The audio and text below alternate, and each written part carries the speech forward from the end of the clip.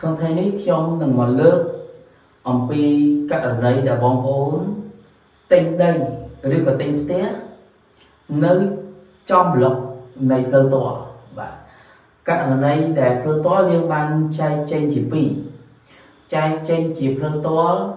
នៅខាងឆ្វេងនៃទូផ្ទះឬក៏នៅខាងស្ដាំនៃទូផ្ទះ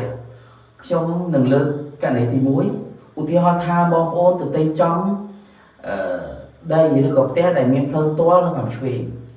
ក្នុងករណីនេះគឺយើងរាប់ពីយើងឈរនៅខាងមុខផ្ទះ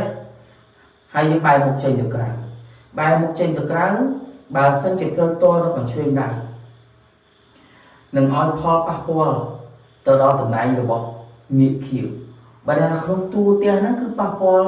ពាក់ព័ន្ធទៅនឹងជ័យភូមិគឺប៉ះពាល់ទៅដល់តំណែងរបស់សមាជិកឬក៏មេគ្រួសារដែលជាភេទប្រុសនៅក្នុងនោះតែម្ដង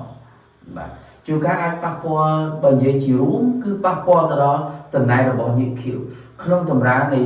ជ័យភូមិប៉ះពាល់ទៅដល់មាគខៀវគឺប៉ះពាល់ទៅដល់ភេទប្រុសទាំងអស់ដែលរស់នៅក្នុងផ្ទះនោះក្នុងករណីដែលផ្លូវតបែរមុខចេញបាទឈរខាងមុខផ្ទះហើយបែរមុខចេញទៅស្របណាបងប្អូនណាស្របជាមួយទូផ្ទះបែរមុខចេញទៅទិសខាងមុខផ្ទះបើសិនជាផ្លូវតនៅខាងឆ្វេងដូច្នេះករណីនេះបានន័យថានៅខាងស្ដាំដែរមានផ្លូវចូលមកបានដូច្នេះគឺប៉ះពាល់ទៅដល់តំណែងទៅដល់មាគខៀវខ្ញុំសរុបខ្លី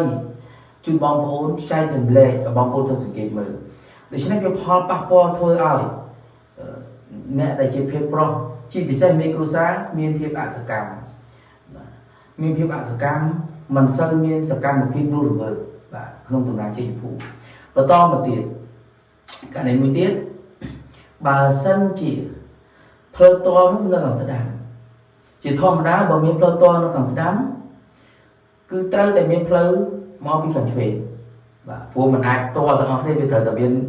បើមានករណីថាយើងនៅចំផ្លូវបុកទៅម្ដងអានោះអត់បានបាទអានេះគឺខុសជ័យភូមិធ្ងន់ធ្ងរកន្លងមកយើងមានបាទឥឡូវនេះខ្ញុំជំរាបថាបើសិនជាផ្លូវតខាងស្ដាំបាទនៅខាងស្ដាំមិនមានផ្លូវទេវាតលដូច្នេះវាមានផ្លូវតែខាងឆ្វេងមកវាត្រូវតែមានផ្លូវខាងឆ្វេងមកវាធ្វើឲ្យប៉ះពាល់តំណែងរបស់មនុស្សស្រីឬគេហៅថាខ្លាសកន្លែងនេះខ្ញុំបានលើកជំរាបបងប្អូនអំពីជ័យភូមិមកច្រើនបងប្អូនថានៅមានការសង្ស័យដែរអញ្ចឹងខ្ញុំជំរាបទៅហ្នឹងឲ្យបងប្អូនជ្រាបឲ្យបានច្បាស់ថាវាប៉ះពាល់ទៅដល់តំណែងខ្លាសធ្វើឲ្យនារីបាទជាភរិយាជាកូនត្រូវបាត់គេថាធម្មពលដូច្នេះក្នុងតម្រាត្រូវតែសមតលបាទក្នុងជ័យភូមិត្រូវតែសមតលបាទថាស្មើធាតុគ្នាបើសិនជាតំណែងរបស់ខ្លានិងតំណែងរបស់មាគខៀវគឺត្រូវតែមានកម្ពស់ស្មើគ្នាមិនអាចមានកម្ពស់ជាងបានទេត្រូវតែតុល្យភាពការសមភាពនៃធម្មពលតែហ្នឹងណាដូច្នេះខ្ញុំបញ្យល់បងប្អូនថាបើសិនជាបងប្អូនទៅទិញដីឬក៏ទិញផ្ទះល្វែងបងប្អូនត្រូវសិក្សាលើរឿងឲ្យមែនតើកុំផ្អែកទៅលើថាតម្លៃធូរថ្លៃហើយបងប្អូនគិតថាស្រួលមកពេលតែផលប៉ះពាល់ទៅដល់ថ្ងៃក្រោយស្របជូនថាផលប៉ះពាល់មិញខ្ញុំបានជំរាបហើយថាខាងណាប៉ះពាល់យ៉ាងម៉េចខាងណាប៉ះពាល់យ៉ាងម៉េចចំពោះករណីនេះផលប៉ះពាល់ធ្ងន់ធ្ងរគឺបាត់ច្រកនៃខ្យល់ទិសបាទដូច្នេះគឺជ័យភូមិគឺត្រូវតែមកឲ្យមានទិសឆ្វេងទិសស្ដាំបាទហើយពីមុខដើម្បីចរន្តឈីមកល្អដូច្នេះបើសិនជាបងប្អូននៅផ្លូវតល់គឺបាត់បង់បាទបើបែរមុខចេញទៅឆ្វេងគឺធ្វើឲ្យប៉ះពាល់ផលប៉ះពាល់មិនតិចមិនច្រើនអាស្រ័យលើជ័យភូមិទៅដល់តំណែងរបស់ស្វាមីបាទបែរមុខចេញទៅឆ្វេងបើបែរមុខចេញនៅស្ដាំនឹងធ្វើឲ្យប៉ះពាល់ទៅដល់ភរិយាឬតំណែងរបស់ខ្លាសឬក៏បុត្រីដែលរស់នៅក្នុងផ្ទះនោះតែម្ដងដូច្នេះខ្ញុំបញ្ជាក់ជូនម្ដងទៀតថាការរើសទិញដីការរើសទិញផ្ទះបាទក្នុងតម្លៃណាមួយក៏ដោយបើសិនជាបងប្អូនមិនទាន់សិក្សាពីជ័យភូមិយល់ច្បាស់ទេបងប្អូនទៅទិញតាមចិត្តចង់តែ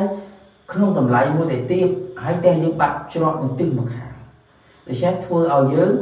ជួបប្រសពនៅបញ្ហាពិសេសគឺធ្វើឲ្យរាំងចំពោះបញ្ហាទៅគេហៅថានៅក្នុងគ្រួសារអត់រលូនបាទនេះព្រោះធម្មពលខាងក្រៅក៏សំខាន់បានបញ្ជូនមកដល់ក្នុងផ្ទះបើក្នុងផ្ទះយើងមានកន្លែងផ្ទុកទទួលលើធម្មពលល្អឈីល្អវាធ្វើឲ្យភាពល្អប្រសើរទាំងព្រមដូច្នេះភាពល្អប្រសើរទាំងព្រមធ្វើឲ្យសមតុល្យនៃធម្មពលធ្វើឲ្យការនៅក្នុងផ្ទះនោះជំរុញដល់ការនៅកាន់តែល្អប្រសើរ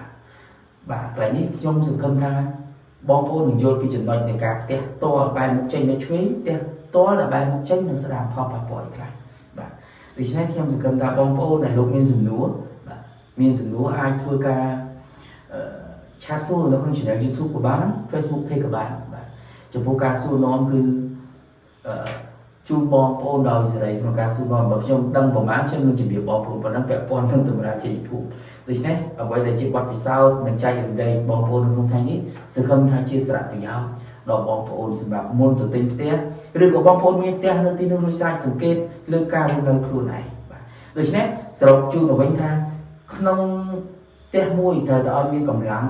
គឺសមភាពបាទបើសិនជាតំណែងរបស់